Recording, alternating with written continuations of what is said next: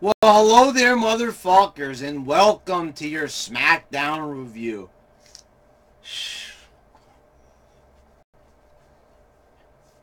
You know, I said that it was nice that the Iconics weren't there for at least 2 weeks. I said that maybe the WWE wised up and found out that, well, you know what? Maybe the Iconics are not really ready for the main roster. Maybe they're not ready for national television. Maybe they're not ready to go over to Fox. Maybe they're not ready, to be in front of a huge live crowd because, they're horrible. But lo and behold, they're back in full effect. And by full effect, I mean as annoying as ever. So let's start the review and talk about the opening segment. It's the Women's Summit. We've got Naomi in the ring with Becky Lynch. Who else is there? You got Lana. Charlotte, of course. And we're all, talking about what's going to happen. Like who's going to win it? I'm going to win it. They're going to...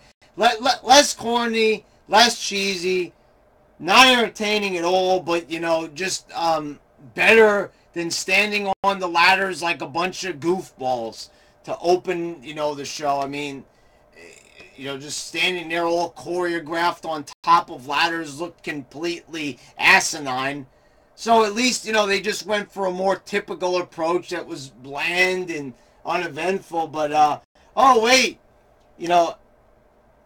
here comes the Mandy Rose and Sonya. I forget who came out first, but I think it was probably the Iconics. Sonya and Mandy Rose came out anyway, like after. I think they came out after. Whatever, it doesn't even really matter, honestly. So the Iconics come out. They start making fun of Becky Lynch. They start making fun of Charlotte, trying to do their accents. And, I mean, do they really think that these girls are funny? Okay, I understand that it's like that they're supposed to be annoying and they're playing the role very well.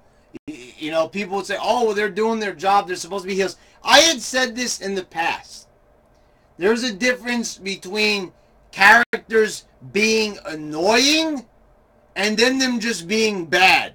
See, because you can have them be annoying and still likable. Like I said, like Kurt Angle circa 2000. Wasn't he supposed to be annoying? Wasn't he supposed to be like the uber nerd? But, he was still like awesome at the same time. Well, why can't they be awesome at the same time? No, they're not awesome. They're awesomely horrible.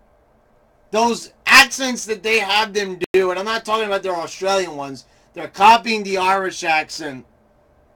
And, like, it's not even funny at all. It's like they're not even, it's like childlike even.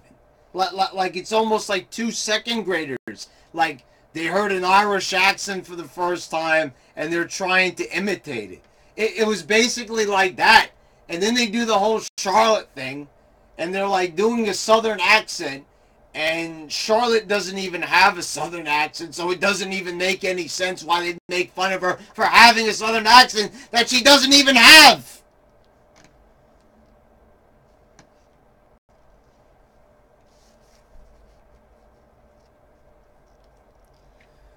And this keeps going on and on and on. And it's like, I understand the style that they're going for here. They try to make like it's off the cuff.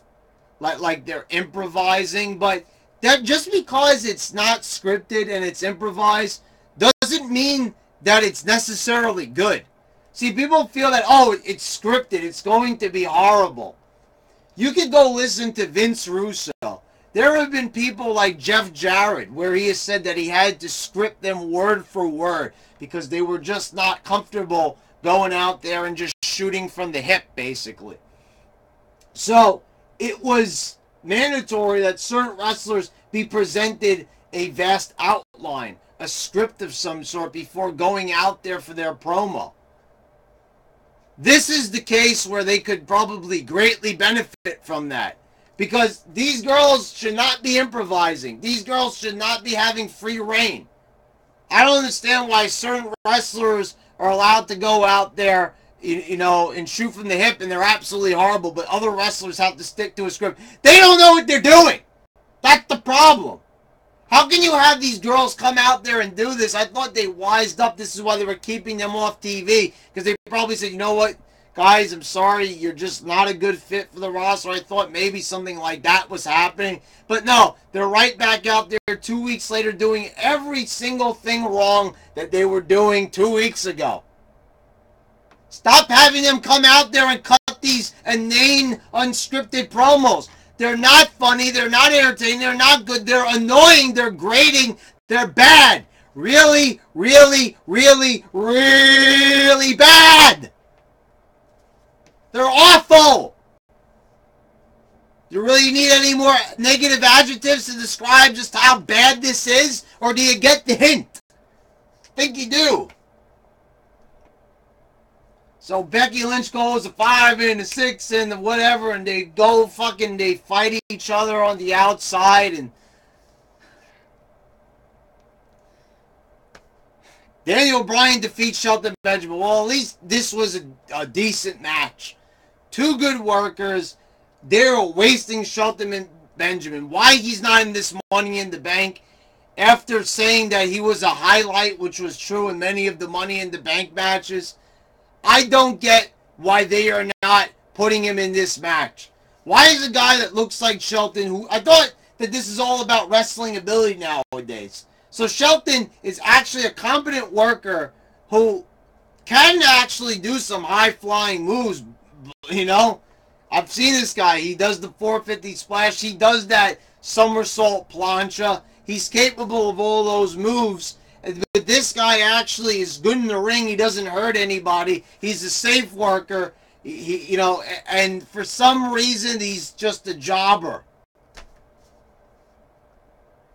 So I need to ask the question. So why is Finn Balor held in such high regard, when you've got guys like Shelton Benjamin, who are so much better, who look better? I mean, I don't get it. And he's a better promo. He's not a great promo, but he sure as hell is better a promo. Remember back in the Ruthless Aggression era when people would give Shelton Benjamin a hard time for not cutting good promos? Remember those days? Now Shelton Benjamin looks like freaking Hulk Hogan in comparison when it comes to promos. Compare it to all these other... compare it to the Icconics. Really, do I need to make that comparison? Just how much better Shelton Benjamin is? He should be held in such a higher regard. I mean, this guy's a veteran. And they're treating him like he's a joke. They brought him back just to make him into a joke. This segment with The Miz and Paige backstage was weird. I don't get... He's wearing a referee shirt. He's like acting out being a referee. Paige asked him what he's doing. He said he was, he was practicing for a movie called Rough Ref about a dog that's a referee. Okay, I understand that it was supposed to be like he was embarrassed that he was caught in the act, but this was such a ridiculous line. Like, who was this? Was we supposed to find that funny? Like, The Miz. Don't I praise this guy to the moon? Probably the best promo in the WWE. This guy should be a world champion again. I'm all for that. But for God's sakes, what was this segment? So then, he says that he'd like to be the referee for the Rusev Samoa Joe match that night. Paige says, no, you just want to get the drop on your competition. And then she just grants him the match anyway. So what was all this about? I don't get it. Rough ref. I'm not giving you the match. Oh, okay, I'm giving you the match. My brain, like, opened up my head, grew legs, and walked out of the room. I had to go chasing after it because it almost killed all my brain cells. What was that? Honestly, explain that to me in the comments. What was this supposed to be?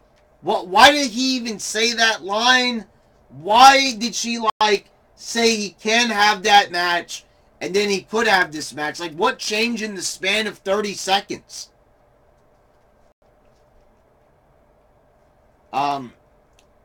Jerry the King Lawler conducts an interview with AJ Styles, which I enjoyed. I'm still not a big fan of AJ's face style. He has this way of talking as a face, and I've talked about this in the past, where it's a tone of voice where you can clearly tell that he's just kind of, you know, putting it on. Like, it doesn't sound natural. It sounds very artificial. I think most people with an open mind who are just not like marks and just marking out for every single AJ Styles promo because they're just an AJ fan. I'm an AJ fan, but AJ is way better suited as a heel. I mean, he was doing a great job as a heel when he was cutting the promos on Cena 2 years ago. Now, I don't think this is his spot. And, you know, it's killing me seeing the King. Look at the King. What a great, what a great announcer he is. And you have 3 rank amateurs sitting there at ringside. The Corey Graves of the world, what's his name is, the lead guy, I can't even remember his name. Brian Sex Addict. I mean, these guys at ringside, they're not good. They're not good at all. And you have the King just once in a while showing up, waltzing onto screen. I mean, he should be at ringside. If you're not going to have JR, at least have him there. I like this old school thing. You know, they did it last week with Big Cass. I think it was last week. You know, we were standing up on the stage. It was very old school, like back in the day. This was an 80s style type of thing where they stand up on stage sometimes for the interview. And I like it. It's something we haven't done in a while. It feels old school. Nakamura didn't attack him from behind. There was no war of words between the two. So, you know, it was bland for the most part. But, I like seeing the King. I guess we could say that. It was all right. Rusev defeated Samoa Joe with The Miz as the special guest ref. The match, it was just basically, Rusev just kicked Joe, got the win. The Miz wouldn't count for Samoa Joe because he was trying to bully him around. Then at the end of the match, he gets the briefcase, puts it up on top of the table, and opens it up, and it's a bunch of pancakes. And like the Miz is getting all upset because the contract is not in there. It's the pancakes, and it's like it's not even like he won the match or anything. And he's getting all worked up, and he drops to his knees, and he screams "New Day" while holding the pancakes.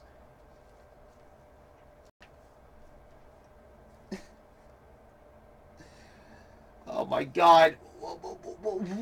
What? I mean, like, they're on a real roll with the Miz here tonight. I mean, honestly, what was that? Why did they have the Miz overact so much over pancakes? What is this thing even with the pancakes? I still don't get it. What are they trying to say here with the pancakes? Well, why is this even a gimmick for the New Day? Do they like pancakes? Do they have some type of weird obsession with pancakes? I don't know. I honestly don't get it. It doesn't make any lick of sense at all. Why are they so obsessed with pancakes? Why is this a thing? Why are we throwing pancakes in the crowd? Pancake batter on the hand last week. Why is the Miz getting so worked up over it? Like, Really. Why is he like so upset that there's pancakes in the briefcase? There's pancakes in the briefcase. There's no reason to live. I mean, really. I mean, why is this like such a huge, massive emotional thing where the Miz is practically losing his mind? Aunt Jemima! I mean, I don't get it. If it was Eggo waffles, would he still have the same reaction? Would the breakfast food item change it? Would he be happy if it was Eggos? Maybe he's not a pancake guy. Maybe he likes waffles instead. I don't know.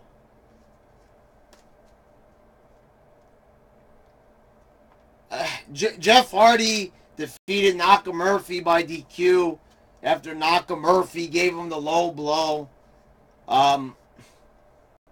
This is not a good use of either character. He gives him the Shinyaska. Did I say it right yet? Probably not. AJ again doesn't show up. I mean, so AJ and Nakamurphy. It's the show right before the Money in the Bank. They're not even on the same screen together. They're not even interacting.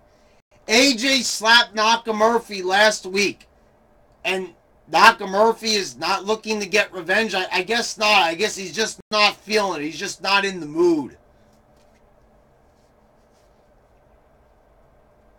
And Jeff Hardy is like, I don't know if he's getting punished here for the DWI. I mean, it was a DQN, but like, we're not doing anything with him. He's U.S. champ. We're, not taking him to new heights. We're not elevating him in any way. He's just staying stagnant here.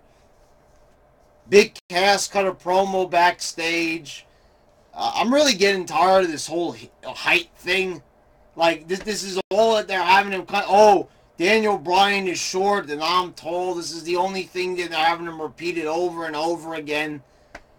This time he was, it was an amusement park ride thing. You must be this tall to ride, and he's standing there with the sign, and, it was shorter than last week. It didn't go on forever, but, I like Big Cass. I'm totally for Big Cass, like, being a mainstay on the roster, but for God's sakes, enough with he's short. I can't wait for this feud to end already. And why, the second week in a row, that Big Cass and Daniel Bryan are not even interacting with one another. The main event comes around. It's Asuka, Naomi, Becky Lynch, Lana, and Charlotte defeating Carmella, the Icconics, Sonya Blade. This ain't Mortal Kombat. Sonya Deville and Mandy Rose. Too many people. Like I said, could they have one match, one segment, without having to have 1,000 girls coming out? I mean, I'm already reeling from the opening segment. I wasn't even in the mood to watch this whole show. Now you're telling me I gotta watch a 10-person tag where everyone's just all over the place. Oh!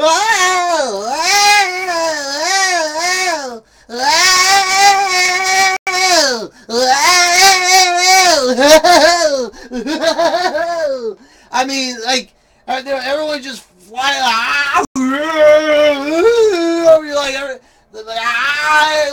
Like everyone's all over the place. What are we even doing? Like everyone's just flopping all over the place and stuff. Whatever. Anyway, what I think it was Asuka who got the pin on Carmella. Oh yeah, she tapped her out. She got her like in the she got her in the Asuka lock, and that was the end of the match. So yeah, there you go, guys. That was SmackDown for you. This was like, from the opening segment to the backstage thing with The Miz to the overacting with the pancakes. I mean, I'll give them this. They gave me a little bit more to talk about in this review than last week, so I'll at least thank them for that. Thank you for giving me more subject matter in this review. There's some more interesting things to talk about.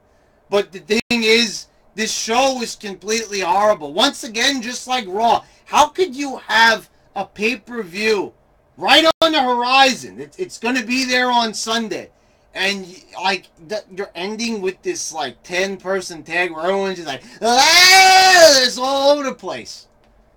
I mean, like, this just... and the Miz, like, I want to see him. Yes, I really do. I think out of almost anybody, I want to see him be the Money in the Bank holder. I think that would be great for his character.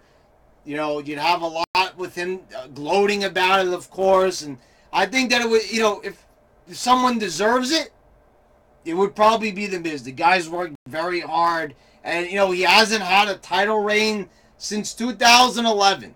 So it's been 7 years since the Miz's last title reign. I think the guy has worked hard enough to deserve it once again. It's been a long time.